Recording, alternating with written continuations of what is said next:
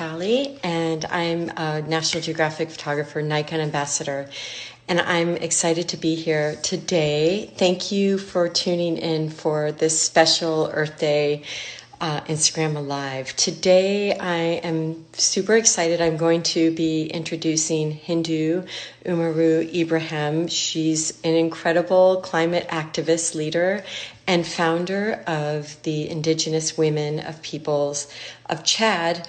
She's a member of the United Nations Indigenous Peoples Forum on Climate Change, a UN Sustainable Development Goal advocate, a Conservation International Lui-Walton Senior Fellow, and Pritzker Environmental Genius Award recipient. I was really proud to have nominated her for that. And she is going to be joining me to discuss the important role that Indigenous people play in the climate movement. So let's get Hindou in. Let me add her. Here we go. Hold on. Hindou. Okay. Hold on a second. We just have to find Hindou. Okay. Here she is. Just a second.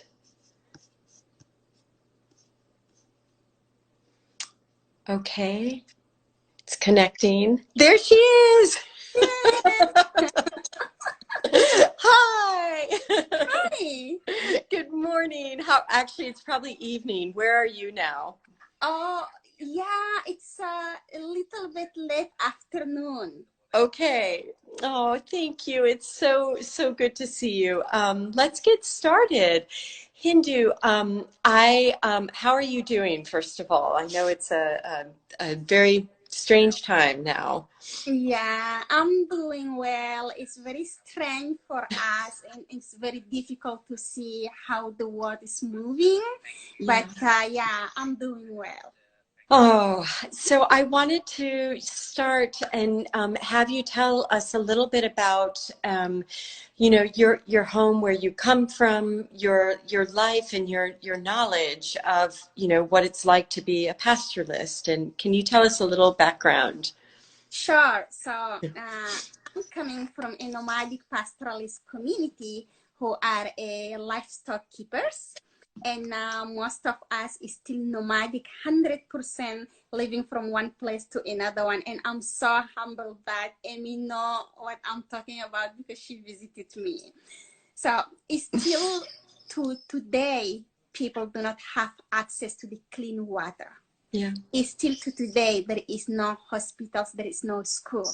But the good news is we is still keeping the best place for the natural resources restorations. So that makes our life much connected to the earth. And that's linked me to today, like happy International Earth Day, because for us, we have it in everyday life because we depend from this earth and from what he produced for us. And we protect this earth as she's protecting us. Yeah. I mean, can you talk about, I had the extraordinary experience of being with you and there, and seeing your community. And I wanted to ask, can you explain to people that haven't been to Chad what it's like, how people are being impacted by climate change and these ongoing droughts? And there's one particular memory I have of you that I'm going to ask you after, but can you talk a little bit about the direct impacts people see every day? Sure. So Chad is part of the Sahel regions, and then we are a landlocked country with different ecosystem, of course, because we do have 100% desert in the north, and we have savanna in the center and tropical forest in the south. But with the climate change, we are the front line because we are the most impacted. The fragile ecosystem of the Sahel, who depend from the rainfall, and when the season change, it's changing our daily life. So for us, the season, who is the rain season, the most important for the communities becoming more and more shorter, with a heavy rain who can create a flood, or not enough rain who create a drought. And both of them have impact on agriculture, where the crops cannot grow up well, and where also the pasture are not in the good time, and that impact the social life of the peoples, where they have to fight among themselves to get access to the shrinking resources. And that's exactly what is happening. And it's giving more place to the terror groups, such as we see Boko Haram around the Lake Chad. So they just come in the small islands where there is no water, and then they put them camps, and no one knows the place. And at the end of the day, is the conflict who become a regional conflict. And who is the most impacted? They are my people who are the most impacted, because we depend from those resources. And if they shrink, and if all the terror groups and everyone occupy the small wetland who left, so we don't have any other choice. Some of us migrate very far, and that create a conflict with other communities as farmers or fishermen. And some of the mans can live very far and become international migrant or regional migrant, where they are cut from all them community, from all them families. And at the end, the life of women and children become more and more harder. You know, it's interesting. That's exactly what I was going to ask next, Hindou, was, are women and girls being impacted? In what ways? I mean, and we had one really emotional experience when you were collecting water with some of your family. And can you just talk a little bit about how women are being impacted? So women are the first responsible of food at the community. So they have to collect the water, they have to collect the wood, and collect some cereals in the brush, and vegetables in the brush, just to cook for them communities.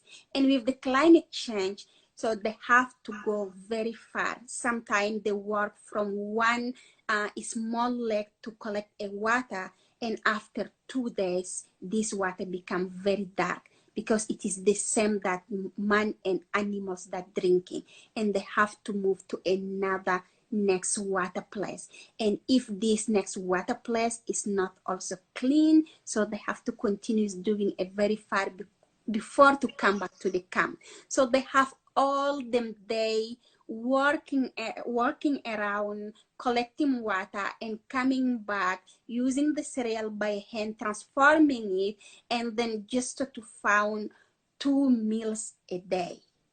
So when the climate change happen, they are the most impacted, because they are the one who are doing all the activities that in some countries that machine doing for the peoples.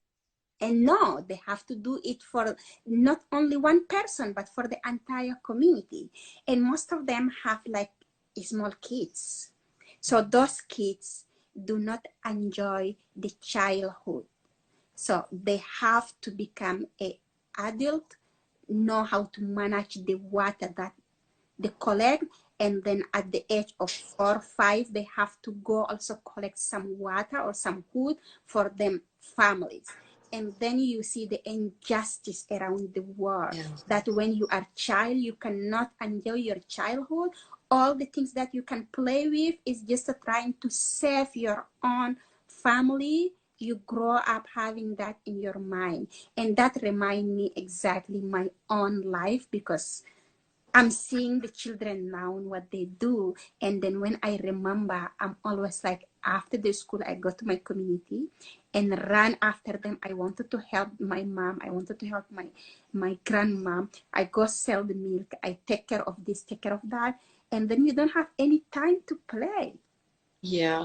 And, you know, and also, it also robs them of the basic ability to even have an education. And then I want to get to you. And when you were growing up, I just want to talk about your mother. And I mean, it was a privilege to meet her. And she sacrificed so much. Can you tell me a little bit about what she did to for you and your sisters?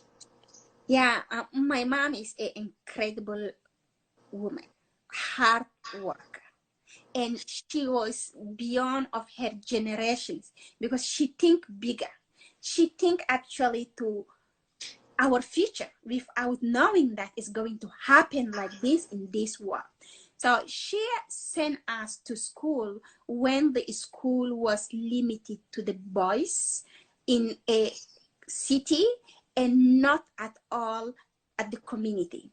And when she took these decisions, she get on return a rejection from her own community who rejected her, and my father community who rejected her. It cost her her own private life and challenge to all the other peoples. But she took the challenge in the positive way. She said, look guys, my kids going to this Western school and they will also learn what you all doing at the community. And that was the chance I get because I grew up between my mom and my grandma. So when I go to school in the town, my mom wake up the first one at 5. She sleep the last one after all of us. She take care of how we can go to school. Not just when we come back, like, what is your lesson? Then she can have a look because she don't have any idea of it. But she makes sure that we eat very early morning and then we go to the school. Even she do not know what we are studying there. And when we come back, she be sure that we are back home and then we have to learn all what the other kids at the community is doing. So it was very hard for us. We do not understand why, but she really knows why she's doing that. And that helped me also to understand my community life because when I go there, I do the same life with the other kids who didn't went to school. And I'm always amazed by her because it took so much courage. People were actually ridiculing her for doing this, but yeah, bravo. Okay, we're going to wrap up soon, but I just wanted to ask 2 really important questions. So in what ways is Indigenous knowledge vital in this global fight right now to combat climate change? Absolutely. Firstly, Indigenous peoples from any corner of the world, those who are in forest, in Iceland, in mountain, like my peoples, we all live in deeper connection with our environment. And that helps us to learn a lot from observing those environments, observing the behavior of the animals, the wind directions, the cloud position, observing the kind of the rain and which kind of the grass that's growing in which ecosystem. So we understand all those knowledge. And those knowledge now become very crucial. And especially in this world who are losing all the environment diversity that we have. It's very sad to know that we lost 60% of our world biodiversity. Maybe people cannot realize that, but I do not realize because the grass and the insect and the birds that I knew when I was child, and now in 30 years, some of them, I mean, more than half disappear and disappear forever. This is very sad for me because like, myself, I know how I lose. How about my children? How about after 50 years? So this acceleration of losing Indigenous people's knowledge can help to restore it because we know how to keep the balance in our nature. When our cattle move from one place to another one, it gives a natural break to the soil to get refertilized in the natural way. And fertilizing the land is also a reconstruction of the biodiversity, where the insects know how to come back. And where you have insects, you have birds who can come there. When you have birds, you have also a snake. When you have a snake, like you have, it's a channel of each biodiversity restorations. And that's what Indigenous know better. So giving them voice, taking them knowledge back, that can help us to fasten the climate solution, to restore our ecosystem in a better way. And okay, 2 last questions. How can we further improve how scientists and Indigenous peoples work together to address these issues? So science, it's very important in our life as the indigenous people's knowledge, but they are not listening by the decision makers. I remember that the first report of the expert group for climate change was in 1909. And to now, the people is still denying the climate solutions. But the scientists last report recognized that indigenous people's knowledge are very crucial.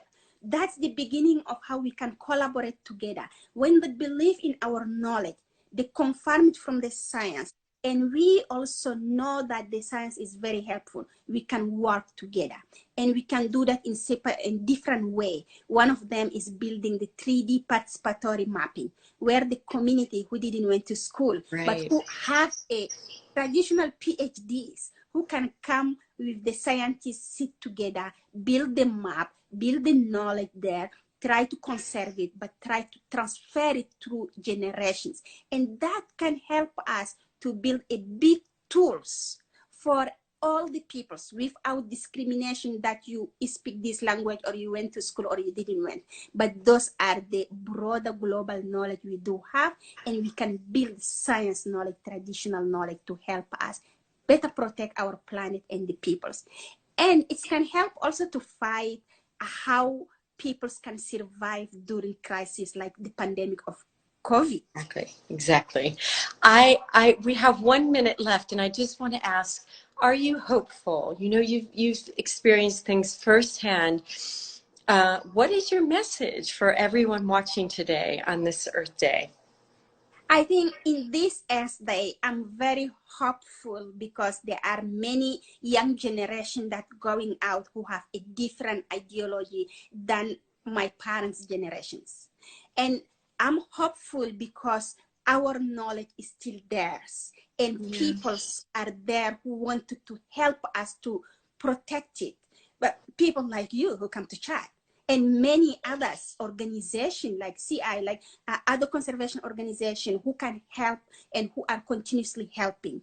And the hopes is also in this time, this moment actually, where we see all the peoples around the world with the COVID, they are building a solidarity among themselves. I'm seeing in developed countries, people start knowing the names of the neighbors, that the things they never knew. And that's what indigenous peoples used to have.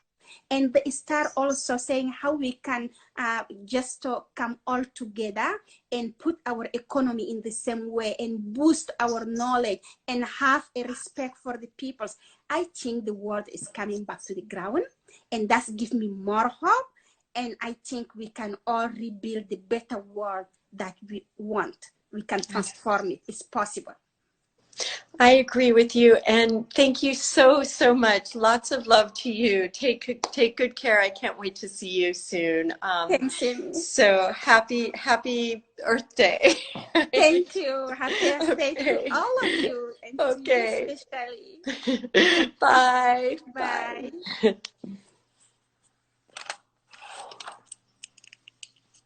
Oh, I have to figure out how to turn it off now.